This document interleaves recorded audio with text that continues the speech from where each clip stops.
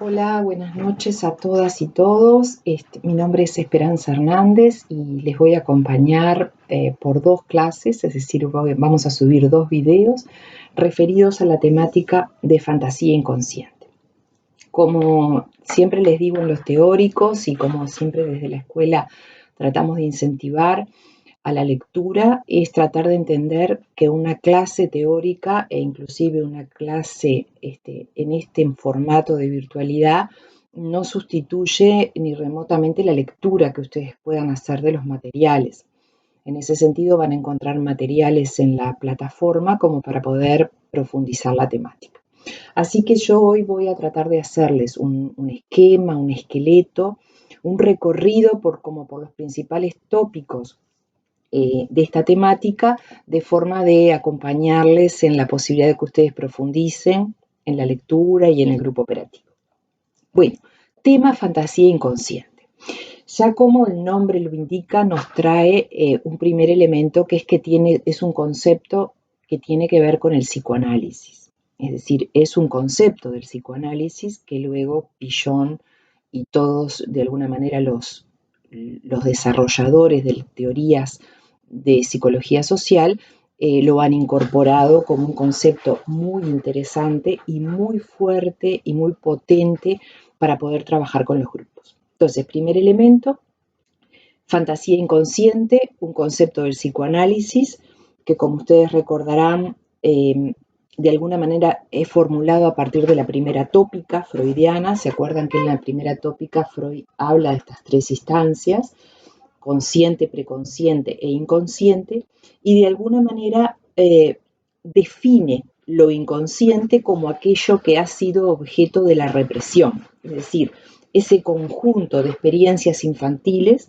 que por entrar en conflicto con otras instancias, es decir, porque de alguna manera son ideas y emociones que refieren a la realización de un deseo, a la satisfacción de un deseo, han sido objeto de la represión y entran de alguna manera a incorporarse en esto a lo que llamamos inconsciente.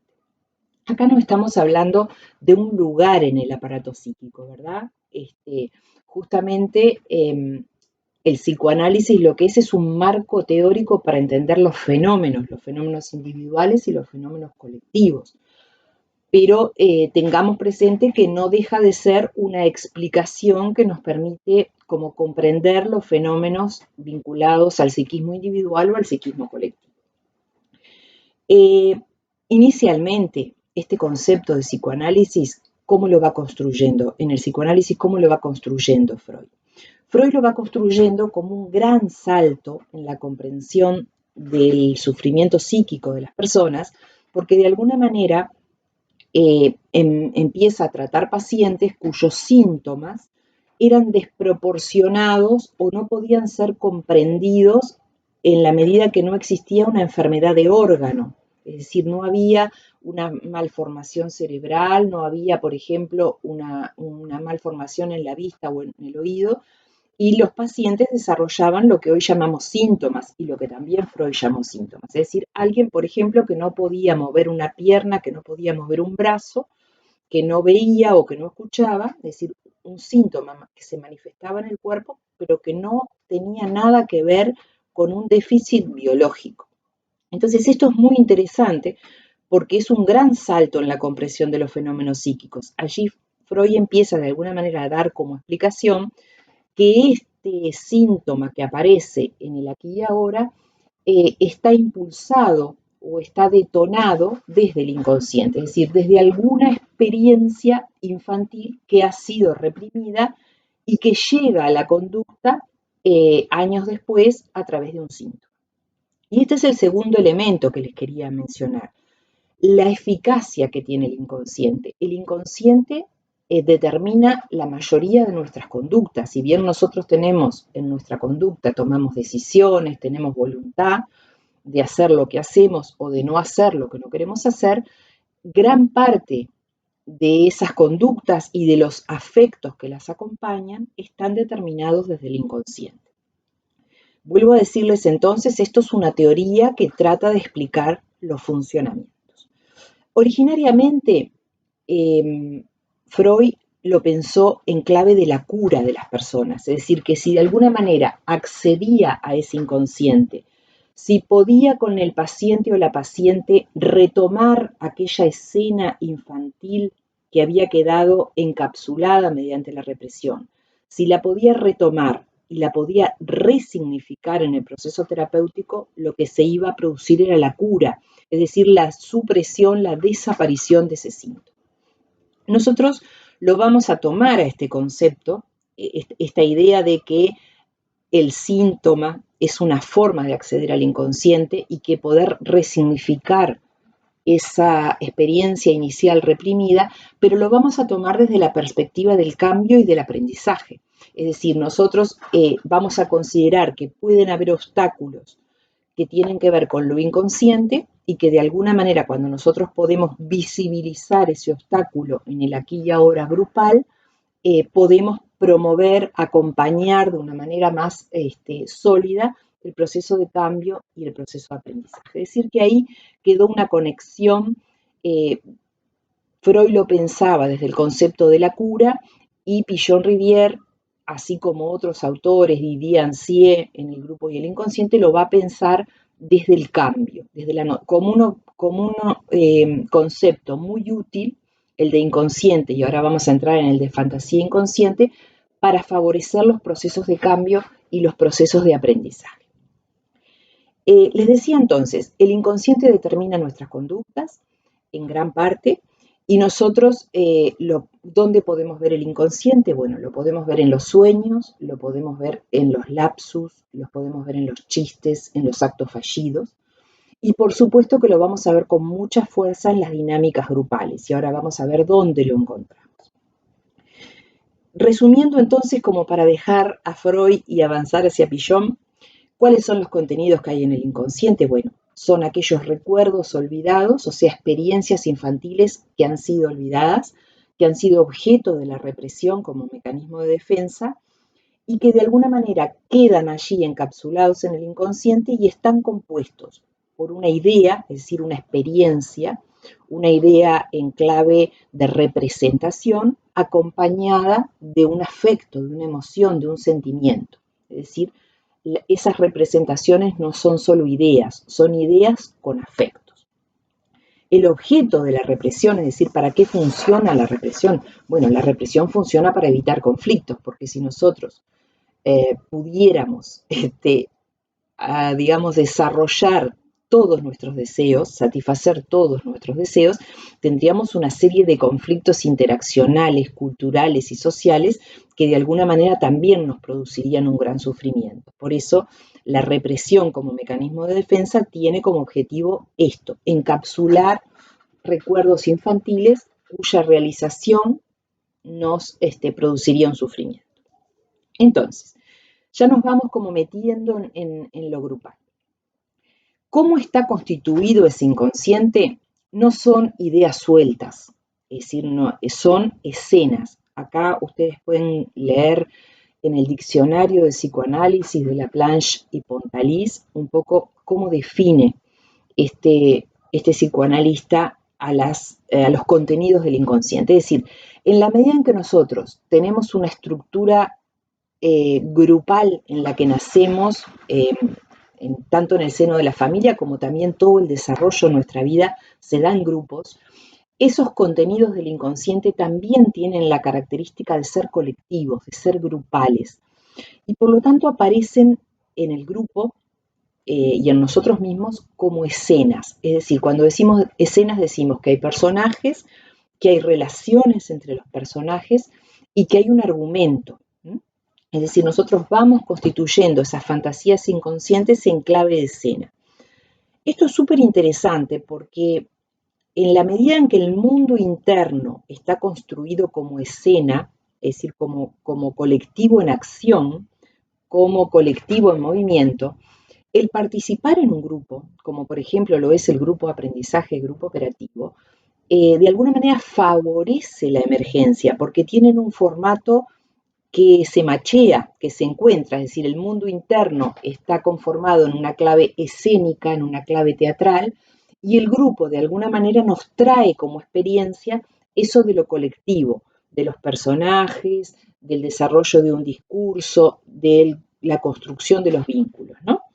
Entonces, esas fantasías inconscientes que son individuales, vamos a ver cómo operan en el grupo, pero el primer elemento que tenemos que tener claro es que son individuales las fantasías inconscientes, están conformadas como una escena. Este primer elemento que tiene que quedar claro. Es decir, una escena quiere decir que tiene un argumento, que tiene unos personajes y que tiene un desarrollo. ¿Cuál es el desarrollo? Bueno, el desarrollo es esa escena repetida de la infancia. Es decir, cuando nosotros podemos montar una nueva escena es porque de alguna manera lo reformulamos ese recuerdo. Digamos, lo reformulamos con las experiencias actuales.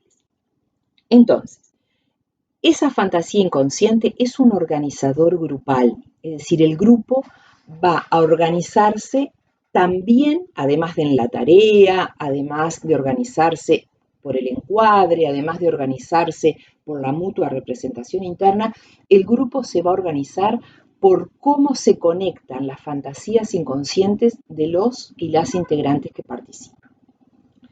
Entonces, por un lado, tener claro que no son copias, las fantasías inconscientes no son copias de aquellas experiencias, sino que nosotros las vamos como puliendo, cambiando, agregándole ingredientes a lo largo de toda la vida. Es decir, que no son copias, sino que son una escena inconsciente en permanente cambio. Decíamos que organizan el grupo y que por lo tanto nos permiten entender la dinámica del grupo, entender cómo el grupo se está organizando en torno a esas fantasías inconscientes de los integrantes. ¿Cómo lo podemos ver? Así como en lo individual nosotros lo podemos ver a través de los síntomas, a través de los sueños, en el grupo es muy factible que las escenas inconscientes de cada uno de los participantes nosotros las veamos a través de los roles, a través de las lógicas de comunicación, es decir, eso nos va a transmitir cuál es la escena inconsciente que cada uno y cada una estamos poniendo en juego en el grupo. Entonces, dijimos, de alguna manera, ¿son permutables esas escenas? Sí, son permutables porque van cambiando, pero la estructura de la escena permanece. Es decir, aquel recuerdo infantil reprimido tiene una estructura y esa estructura permanece y cada integrante la va a ir activando en el grupo. Vamos a establecer entonces 3 modalidades, vamos a darle una repasada como a las 3 modalidades en que la fantasía inconsciente organiza al grupo. ¿Cómo el grupo se organiza en torno a las fantasías inconscientes? La primera forma, el primer dispositivo como el grupo se organiza en torno a las fantasías inconscientes es lo que Ansí llamó la resonancia fantasmática. Si yo les digo resonancia, seguramente es una palabra que nosotros la usamos mucho en el lenguaje del grupo operativo y tiene que ver con esto, con poder sonar, con poder articular mis emociones con las del otro. Entonces, el grupo funciona a través de la resonancia fantasmática cuando un integrante o una integrante del grupo propone una escena y el resto del grupo se reagrupa en torno a esa escena. ¿Qué queremos decir con que se reagrupa?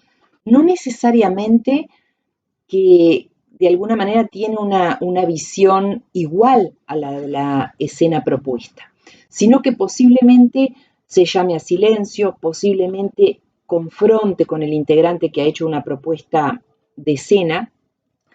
Es decir, que de alguna manera el grupo se organiza para interactuar en torno a una escena de un integrante. ¿Cómo propone un integrante una escena? Bueno, lo propone a través del rol como portavoz. Este es un concepto que de alguna manera emerge de la teoría psicoanalítica, el concepto de portavoz. Es aquel que habla por sí y por el grupo. Lo que habla por sí tiene que ver con sus propias experiencias infantiles. Pero vieron que, por ejemplo, nosotros llegamos al grupo y traemos, por ejemplo, una preocupación, una motivación. Bueno, no sé si ustedes están ahora medio a punto de la reelaboración o no, pero bueno, puede que traigan una experiencia de temor frente a la evaluación, de temor frente a la reelaboración. Bueno, si de alguna manera el grupo se reagrupa en torno a esa escena, digamos que el integrante o la integrante está trayendo una escena infantil que tiene que ver con el fracaso, con la posibilidad de ser reconocido, con la posibilidad de ser valorado, con la posibilidad de ser querido, a partir de lo que puede producir en el grupo. Entonces, la escena infantil hace que el resto de los integrantes del grupo resuenen, se alineen, se comprometan con lo que ese portavoz está trayendo al grupo. Por supuesto que las escenas pueden entrar en pugna, es decir, muchas veces alguien propone un tema, propone, digamos, un discurso dentro del grupo, un argumento, y el grupo no se alinea con esa escena, sino que propone otra y de alguna manera entran en pugna, se discuten las escenas y las fantasías inconscientes de cada uno y cada una de los integrantes del grupo. ¿Por qué es importante entender esta dinámica? Es decir, entender el fenómeno inconsciente en el grupo. Porque en realidad en una dinámica grupal saludable va a haber un número de emociones en juego muy alto.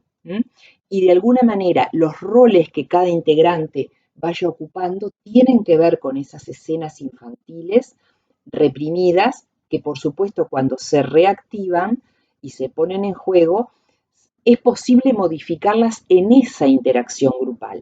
Es decir, va a ser en ese espacio, en ese dispositivo del grupo operativo, donde las escenas se pongan a jugar, pero también donde se puedan modificar, es decir, donde sea posible, así como lo planteaba Freud, la cura, donde sea posible el cambio, ¿sí?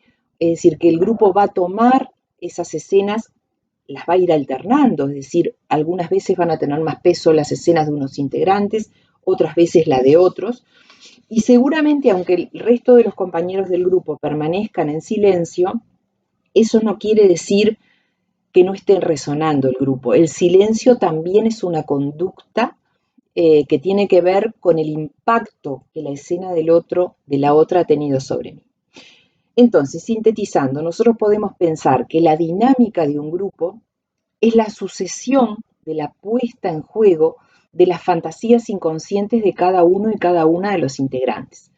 Por lo tanto, entender esas escenas, entender cuáles son las escenas infantiles que están en juego y ayudar, acompañar al grupo a reflexionar sobre eso, es la vía de acceso a lo inconsciente y por lo tanto se constituye en la vía regia para el cambio y de alguna manera para fomentar el aprendizaje y la transformación de esas escenas. Si a lo largo de todo el año yo sigo trayendo al grupo una escena en la cual o no soy valorizada, o no soy tenida en cuenta, o no soy considerada, y la traigo como de distintas perspectivas y la actúo en el grupo en el aquí y ahora, como si fueran estos sujetos que están en el grupo los que me están construyendo esa escena, si yo la sigo trayendo, existe la oportunidad, existe la capacidad de la técnica de grupo operativo para ayudarme a reestructurar esa escena, a que yo pueda contactar con que se trata de una escena infantil, no del aquí y ahora, y por lo tanto reconfigurarme en estos vínculos actuales y modificar esa escena. Síntesis total, porque se me ha hecho un poquito largo el video. Comprender la dimensión inconsciente de lo grupal se requiere para poder incidir en el proceso de aprendizaje y en el proceso de cambio que la propuesta de psicología social tiene. Bueno, nos vemos en el próximo video donde quizás vamos a aterrizar un poquito más esto a los grupos. Les mando un saludo y hasta pronto.